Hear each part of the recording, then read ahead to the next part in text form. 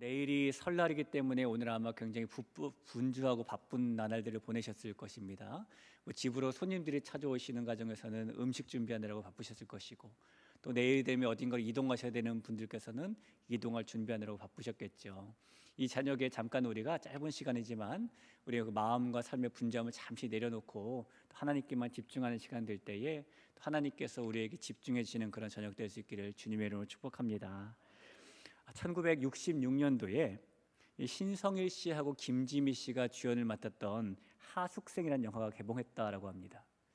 혹시 제가 진짜 궁금해서 그러는데 이 영화 보신 분 계십니까? 1966년 개봉작입니다. 제가 태어나기도 벌써 6년 전인데, 근데 이 영화가 개봉되고 만들어졌던 배경을 한번 보니까 실제로는 이 영화가 개봉되기 1년 전인 1965년에 이 KBS 라디오에서 하숙생이라는 라디오 드라마를 했대요. 근데 그 라디오 드라마가 너무너무 인기를 얻다 보니까 그 내용을 영화화해서 만든 것이 하숙생이라는 영화입니다. 그때 그 라디오 드라마나 영화만큼 엄청난 인기를 끌었던 게 하나 있었는데, 그것이 바로 주제가로 쓰였던 최희준 씨 하숙생이라는 노래죠. 우리가 하숙생이라는 영화는 안 봤을지 모르고 그 내용이 뭔지 모를 수도 있지만 하숙생이라는 노래는 들어는 봤습니다. 그 당시에 이 노래가 얼마나 인기가 많았는지요. 그때에는 가수들이 보통 극장에서 쇼를 했잖아요. 이 최희준 씨가 극장에서 쇼를 할 때마다 하숙생이라는 노래는 기본적으로 3번 이상 앵콜로 불러야 됐어야 될 정도로 굉장히 인기가 많았고요. 또 사람들이 라디오를 틀거나 TV를 틀 때마다 여기저기서 하숙생이라는 노래만 나왔답니다. 그래서 많은 사람들이 이렇게 말했대요. 가수가 최희준밖에 없냐? 이렇게 말할 정도로 틀면 나오는 노래가 하숙생이었다는 것이죠. 그 가사가 이렇습니다. 인생은 나그네 길, 어디서 왔다가 어디로 가는가? 구름이 흘러가듯 떠돌다 가는 길에 정일랑 두지 말자, 미련일랑 두지 말자. 인생은 나그네 길, 구름이 흘러가듯 정처 없이 흘러서 간다. 이런 내용입니다. 여러분, 이 노래 가사에 보니까 이 사람의 인생을 나그네 길이라고 말하고 있고, 그렇기 때문에 이 땅에다가 정도 두지 말자, 미련도 두지 말자 이렇게 말을 해요. 근데 이 노래 가사에서만 사람의 인생을 나그네 길이라고 말하는 것은 아닙니다. 성경도 사람의 인생을 나그네 길이라고 말을 해요. 특별히 오늘 베드로전서를 보면은 이 베드로는 신앙인의 인생이 거류민, 나그네의 길이라고 말하고 있지요. 이 베드로전서뿐만 아니라 성경 창세기부터 요한계시록까지 전체 성경은 하나님의 백성을 나그네라는 묘사로 일관되게 하고 있는 경우가 많이 있습니다. 예를 들면 아브라함은 아내 사라가 죽은 후에 자신을 말하기를 나그네요 거류하는 자라고 자신을 부르죠. 창세기 23장 4절에 보니까 이렇게 써 있습니다. 나는 당신들 중에 나그네요 거류하는 자이니 당신들 중에서 내게 매장할 소유지를 주어 내가 나의 죽은 죄를 내 앞에서 내어다가 장사하게 하시오라고 말합니다. 나중에 이 아브라함의 손자였던 야곱도 애굽에 가서 바로를 만날 때에 그 앞에서 자신의 인생을 나그네 길이라고 소개를 합니다. 창세기 47장 9절에 보니까 야곱이 바로에게 아뢰되 내 나그네 길의 세월이 130년이니이다. 내 나이가 얼마 못 되니 우리 조상의 나그네 길의 연조에 미치지 못하나 험악한 세월을 보내었나이다 라고 말했다는 거죠. 이 족장들뿐만이 아니라 출애굽기를 봐도 신명기를 봐도 이스라엘 백성이 애굽에 있었던 430년의 세월을 나그네 길이라고 부르기도 하고요. 나중에 이스라엘의 국가가 세워진 후에도 다윗 같은 사람도 자신과 자신의 조상의 인생을 나그네라고 부릅니다. 역대상 29장 15절을 보겠습니다. 다윗이 이렇게 말하는 겁니다. 우리는 우리 조상들과 같이 주님 앞에서 이방 나그네와 거류민들이라 세상에 있는 날이 그림자 같아서 희망이 없나이다. 아브라함이나 야곱이 이렇게 말하는 건 어느 정도 이해는 됩니다. 아브라함도 자기 땅이 아니라 남의 땅에 들어가 살고 있었기 때문이고, 야곱도 자기 땅이 아니라 애굽이란 남의 땅에 들어가 살기 때문이죠. 그러나 다윗 정도 되면은 이미 영토가 확장될 대로 확장되어서 자기 땅을 가진 사람 아닙니까? 그럼에도 불구하고 자기와 조상들의 삶을 나그네 길이라고 말합니다. 구약에서만 그럼 이렇게 말하고 있는 것인가? 신약도 그렇게 말합니다. 신약 성경에서는 믿음의 사람들을 땅에서는 외국인과 나그네라고 부르죠. 히브리서 11장 13절입니다. 이 사람들은 다 믿음을 따라 죽었으며 약속을 받지 못하였으되 그것들을 멀리서 보고 환영하며 또 땅에서는 외국인과 나그네임을 증언하였으니라고 말합니다. 그러니까 성경은 구약이든 신약이든 일관되게 성도의 인생을 나그네 길이라고 묘사하고 있다는 것이죠. 이런 묘사처럼 실제로 성도는 이 땅에서 나그네로 살아갑니다. 여러분, 나그네의 삶이 어떨까요? 혹시 나그네로 살아보신 적 있으십니까? 우리가 이 나그네의 삶이 뭔지 조금이나마 이해하고 느껴보려면 우리나라에 들어와 있는 외국인들을 보면 우리가 조금은 이해할 수 있어요. 지금 우리나라에는 200만 명에 육박하는 이주 노동자들이 있습니다. 우리가 길을 걷다가 옛날에는 외국인 만나는 게 너무너무 어려웠습니다. 그러나 이제는 길을 걷다가 외국인 만나는 게 어려운 일이 아니에요. 근데 가만히 보면은 우리들이 가지고 있는 어떤 의식 속에서 무엇 때문에 비롯되는지 모르지만은 외국인 중에 어떤 외국인들은 와 대단하다라고 보는 외국인도 있고 또 어떤 외국인들은 은근히 깔보는 시각을 가지고 보는 마음이 우리에게 있기도 합니다. 왜 이런 시각들이 나타날까요? 우리가 보기에 우리는 이 땅의 주인, 그들은 나그네라고 여기기 때문입니다. 반대로 우리가 외국에 나가면 관광객이라고 대우받는 경우도 있겠지만은 외국인이라 은근한 차별을 겪을 때도 있지요. 그런 게 다 나그네이기 때문에 만나야만 되는 그런 일들입니다. 제가 예전에 여러분들에게 한번 소개해드린 적이 있었는데요. 제가 이민교회에서 부목사를 할 때에 미국 교회 건물을 임대해서 예배드리는 교회에서 사역을 하게 되었습니다. 그 교회 공간이 이렇게 두 개면은 한 군데에서는 미국 교회가 예배드리고 한 군데에서는 한국 교회가 예배를 드리는 거예요. 주인은 미국 교회죠. 하나님께서 은혜를 주셔서 미국 교회는 가만히 있었는데 한국 교회가 막 부흥을 했어요. 사람들이 너무 미국 교회들보다 2배, 3배, 4배 많아지게 되었습니다. 그러면은요, 주일이 지나면 어김없이 월요일 아침에 미국 교회 담임 목사님으로부터 장문의 이메일이 옵니다. 그 메일이 뭐라고 써있냐면은 어제 보니까 유리창문에 애들 손자국이 나 있더라. 어제 보니까 화장실에 화장지를 너무 많이 사용했더라. 하다못해요, 그 교회에서도 우리 교회 2층 카페처럼 나름대로의 카페를 운영하고 있었는데 그 교회 건물 바로 맞은편에 스타벅스가 있었어요. 한국교회 성도들이 대부분 커피 마시려면 스타벅스에 갔습니다. 왜 너희들은 우리 교회 카페 안 이용하고 스타벅스 사 먹냐? 뭐 이런 메일들이 잔뜩 매주 옵니다. 어제 어디 불이 안 꺼졌었다. 어제 어디가 더러웠었다. 종류는 다르지만 정말 많이 와요. 왜 그런 걸 받는가? 나그네 이방인이기 때문인 것이죠. 오늘 베드로는 하나님의 백성인 우리가 살아가는 삶을 거류민과 같은 삶, 나그네와 같은 삶이라고 말을 하죠. 여러분, 오늘 그렇다면 베드로가 말하고 있는 거류민은 무엇이고 베드로가 말하고 있는 나그네는 도대체 무엇일까요? 우리가 베드로가 말하고 있는 나그네가 뭔지 이해하려면 그 시대로 들어가 볼 필요가 조금 있겠죠. 지금 시대의 시각을 가지고는 그 시대를 바라볼 수가 없기 때문입니다. 그래서 2000년 전이라는 안경을 쓰고 그 시대를 좀 볼 필요가 있어요. 자, 우리가 지난번에 이 베드로전서를 보면서 잠깐 살펴봤지만 베드로전서 서두에 이 편지를 처음 읽는 성도들이 누구인지 기록이 되어 있습니다. 베드로전서 1장 1절과 2절에 보니까 예수 그리스도의 사도 베드로는 본도, 갈라디아, 갑바도기아, 아시아와 비두니아에 흩어진 나그네 곧 하나님 아버지의 미리하심을 따라 성령이 거룩하게 하심으로 순종함과 예수 그리스도의 핏부림을 얻기 위하여 택하심을 받은 자들에게 편지하노니 은혜와 평강이 너에게 더욱 많을지어다. 우리가 흔히 생각하기에 선교 그러면 바울만 한 것 같지만 베드로도 선교를 했습니다. 그리고 베드로가 선교한 지역들은 예루살렘에서 로마로 가는 중간지에 있었던 본도와 갈라디아, 갑바도기아, 아시아, 비두니아 이런 지역들이었죠. 그리고 그곳에서 만났던 성도들에게 지금 베드로가 편지를 써보내고 있는 거예요. 그리고 이 베드로전서는 예수님께서 승천하신 지 30년 정도 지난 후에 쓰여진 편지입니다. 그 시기에 기독교인들은 로마 제국 내에서 어떤 권리도 보장받지 못한 경우가 많았고요. 기독교인이기 때문에 여러 가지 제재들을 받고 살았어요. 지난번 잠깐 나눈 것처럼 기독교인들은 네로 황제 때부터 본격적인 박해를 받고 살게 되는데 이 로마 역사가 중에 타키투스라는 역사가 있어요. 역사가가 쓴 그때의 시대상을 보면은 네로가 그의 잔악성을 충족시키기 위해서 그리스도인을 죽였다라고 로마인이 그렇게 기록하고 있을 정도입니다.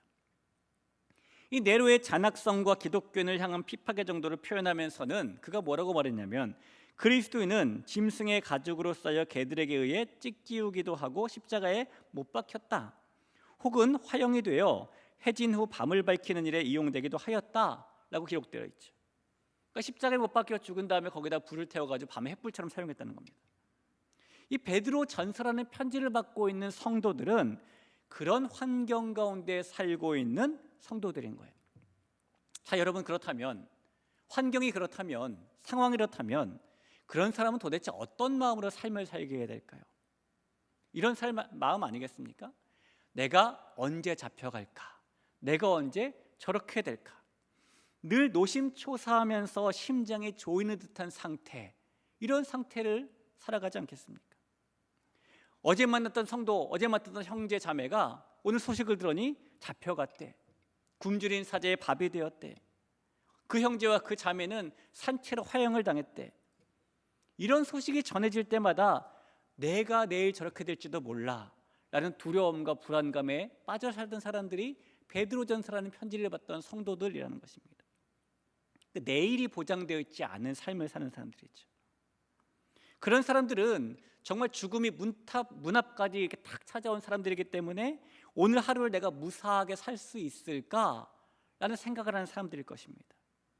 그런데 그런 사람들에게 베드로가 오늘 뭐라고 부르냐면, 너희는 나그네다, 거류민이다 라고 말한다는 거예요. 자, 이런 시대상을 본다면 이 베드로가 말하는 나그네라는 것은 뭐 삿갓 하나 쓰고 바람 따라서 구름 따라서 정처 없이 이곳저곳 떠다니는 그런 나그네를 말하는 것이 아닙니다. 베드로가 말하는 나그네란 내가 언제 사자밥이 될까? 내가 언제 불에 태워져서 밤을 밝히는 횃불이 될까? 미래가 보장되어 있지 않고 내일에 대한 소망이 없을 수밖에 없는 그런 사람들을 말하는 거예요. 여러분, 나그네라는 존재는 지금 머물고 있는 땅을 지나가는 사람이죠. 그곳에 머무는 사람이 아닙니다. 따라서 나그네라는 사람은 지금 있는 땅에서의 내일과 미래에 대한 소망을 가지지 않습니다. 대신에 자신이 지나가고 나서 정착할 그 땅에 대해서 소망을 품게 되죠. 베드로가 지금 성도들에게 이렇게 독려하고 있는 거예요. 이 땅을 나그네와 같이 지나가는 사람들이 바로 당신들이고 하나님의 나라에 정착할 사람들이 바로 당신들이다라고 지금 말하고 있다는 것입니다. 그래서 나그네는 마치 이 땅이 본향 있는 양 착각해서 이 땅에 마음과 뿌리를 내리려고 하지 말고 영원한 본향의 뿌리를 내리려고 애쓰며 살아야 된다라고 말하고 있는 것이죠. 그곳에 진짜 집이 있기 때문입니다. 그러니 진짜 집을 소망하면서 기독교인의 목숨을 파리 목숨처럼 여기면서 박해하는 환경 속에서 여전히 나그네라는 자각을 가지고 살아가라 라고 힘을 주고 있는 겁니다. 여러분, 베드로전서의 이 성도들처럼 저나 여러분도 이 땅은 잠시 나그네로 지나가고 있는 사람들입니다. 우리가 정착해야 될 곳은 하나님의 나라예요. 그것이 우리의 본향이라고 불리는 것입니다. 따라서 우리도 오늘 베드로의 말처럼 우리가 살고 있는 이 세상이 우리 인생의 전부인 양 착각하고 살아서는 결코 안 된다는 것입니다. 언제라도 본향으로 갈 수 있는 마음으로 살아야죠. 우리가 알다시피 출애굽 당시에 하나님께서는 이스라엘 백성들에게 쓴나물과 무교병과 어린 양과 이런 것들을 먹으라라고 말씀하셨는데요, 먹는 방법에 대해서 이런 지시를 하시지 않습니까? 출애굽기 12장 11절에 보니까 너희는 그것을 이렇게 먹을지니 허리에 띠를 띠고 발에 신을 신고 손에 지팡이를 잡고 급히 먹으라. 이것이 여호와의 유월절이니라. 지금으로 따지면은 다 씻고 화장도 다 하고 옷도 다 입고 신발까지 신은 다음에 현관 앞에서 빨리 서둘러 먹으라는 겁니다. 밥을 이렇게 빨리 먹으면은 10중 8구 체하지 않겠어요? 밥은 좀 여유 있게 편한 옷을 입고 여유로운 시간에 천천히 먹는 것이잖아요. 그런데 하나님께서는 출애굽을 하는 이스라엘 백성들에게 그렇게 먹는 것이 아니라 다 떠날 준비를 하고 얼른 먹으라라고 말하죠. 왜 그럴까요? 그들은 곧 본향인 가나안으로 떠날 사람들이기 때문인 것입니다.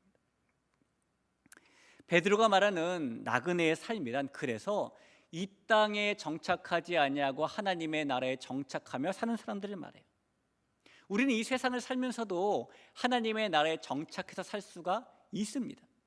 오늘 베드로가 이 두 절의 말씀에서 하나님 나라에서 정착하며 살 수 있는 방법 두 가지를 말해줍니다. 먼저 베드로가 말하는 나그네의 삶이란, 하나님 나라에 정착하는 삶이란 하루를 살아도 이 땅에서 그리스도인으로서 죄를 멀리하며 사는 삶을 말합니다. 자, 11절 한번 볼까요? 사랑하는 자들아, 거류민과 나그네 같은 너희를 권하노니 영혼을 거슬러 싸우는 육체의 정욕을 제어하라. 여러분, 지금 말씀드린 상황하고 이 말씀이 잘 매칭이 되십니까? 내일 잡혀갈지 몰라요. 오늘 죽을지 몰라요. 목숨이 정말 파른 목숨처럼 언제 떨어질지 모릅니다. 그런데 그런 사람들에게 베드로가 말하기를 육체의 정욕을 제어하라. 너무 현실하고 동떨어진 얘기처럼 느껴지진 않으십니까? 그러나 그렇지 않아요. 왜냐하면 말씀드린 바와 같이 이들이 정착해야 될 땅은 하나님의 나라인 것이고, 그 정착해야 될 하나님의 나라의 규정대로 살아가는 것이 이 땅에서의 나그네의 모습이기 때문인 것입니다. 저는 신학계 대학교를 다녔기 때문에 매일매일 수업 중간에 예배 시간이 있었습니다. 체프를 드리게 되는데 매일매일 교수님들이 돌아가면서 설교를 전하시기도 하고, 또는 외부에서 목사님들이 오셔서 설교를 전하기도 하셨어요. 근데 제 뇌리 속에 많은 강사 목사님들이 오셨지만 성함도 모르고 얼굴도 기억 안 나요. 정말로 한 분 딱 기억나는 분이 있습니다. 그분도 성함도 모르고 이름도 얼굴도 모르겠어요. 머리가 정말 하얗신 할아버지 목사님이셨어요. 할아버지 목사님이 오셔서 보통 오신 분들이 20분, 30분 설교하시는데 그분은 정말 딱 5분 정도밖에 설교 안 하셨습니다. 그래서도 더 기억나겠죠. 말씀의 속도도 얼마 느린지 느리 세상에 저렇게 느릴 수 있을까, 이렇게 느립니다. 그분이 그 느릿한 목소리로 그 5분 동안 하신 말씀이 뭐였냐면, 학생들이 이렇게 앉아있잖아요. 딱 5글자 말씀하세요. 죄 좀 짓지 마, 이러십니다. 그게 지금까지 뇌리 속에 잘 기억으로 남아있어요. 나그네는 하루를 살아도 그리스도인으로서 죄로 가득한 욕망을 절제하고 살아야 합니다. 죄로 가득한 욕망은 우리의 영혼과 전쟁을 하고 있는 적이기 때문이에요. 여러분, 전쟁을 하고 있는 동안에 적과 손을 잡거나 적에게서 등을 돌리거나 그럴 수 있을까요? 그럴 수 없겠죠. 적이기 때문에 우리는 그 욕망을 제어하고 살아야 합니다. 그래서 나그네는 육신, 죄로 가득한 욕망을 만족시키는 잠깐의 즐거움을 거부하며 살기도 합니다. 영적인 삶을 방해하는 것들을 제거하는 것이죠. 그렇게 사는 것이 이 땅에서도 하나님의 나라에 정착해 살 수 있는 방법이기 때문인 거예요. 자, 또 하나 베드로가 말하는 나그네의 삶, 이 땅에서도 하나님의 나라에 정착해 살 수 있는 삶의 방법은 이 세상에서 좋은 행실을 가지는 삶을 의미하기도 합니다. 12절 한번 보시죠. 너희가 이방인 중에서 행실을 선하게 가져 너희를 악행한다고 비방하는 자들로 하여금 너희 선한 일을 보고 오시는 날에 하나님께 영광을 돌리게 하려 함이라. 자, 또 한번 비교해 보죠.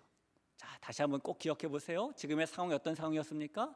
내일 잡혀갈지 모르고 옆집 형제가 불에 타 죽었다고 하고 사자밥이 되었다고, 나도 그렇게 될 수도 있고, 이런 상황이에요.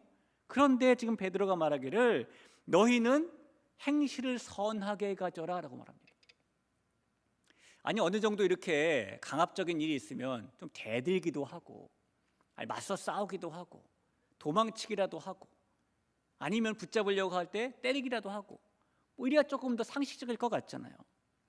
그런데 베드로가 말하기를 그들 앞에서도 행실을 선하게 가지랍니다. 왜 그럴까요? 그것이 이 세상에서 나그네로서 하나님의 나라에 정착해 사는 모습이기 때문인 겁니다. 나그네인 그리스도인은 고난 중에도 다른 사람들과는 다른 삶을 살아야 하니까 좋은 행실을 가지라는 겁니다. 환경이 변했다고 나그네라는 신분이 변하는 것은 아니잖아요. 상황이 변했다고 내가 하나님의 나라의 본향을 가지고 있다는 정체성이 바뀐 것은 아니잖아요.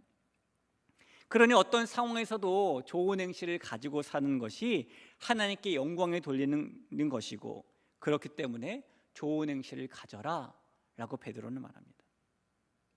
하루를 살아도 하나님 앞에서 붙잡힌 바 된 삶을 살고 하루를 살아도 하나님께 영광을 돌리면서 살라는 것이죠.